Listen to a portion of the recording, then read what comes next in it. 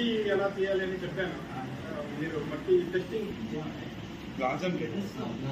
Tomato black patches, అది boron tomato చెడిపోయింది కదా, బ్లాక్ ప్యాచెస్ ఇచ్చి వచ్చిందంటే పైన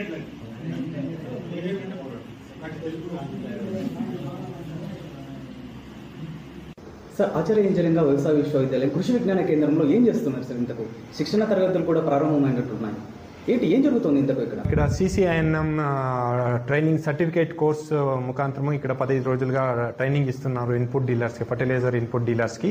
అందులో భాగంగా ఈరోజు పోషకాంశాలు, major nutrients, minor nutrients, secondary nutrients, మనది ఏదైతే ఫర్టిలైజర్ షెడ్యూల్స్ ఏమేమి ఉన్నాయో పంటకి, వేరుశెనగకి, వరికి, జొన్నకి, పత్తికి ఇలాగా ఎంత వేసుకోవాలి, ఎంత ఫర్టిలైజర్స్ వేసుకోవాలి, ఎలా క్యాల్కులేట్ చేసుకోవాలి, ఎంత ఫార్మర్స్కి రికమెండేషన్ చేయాలి అనే దానిపైన ఒక అవగాహన కల్పించడానికి లెక్చర్ అరేంజ్ చేశారు.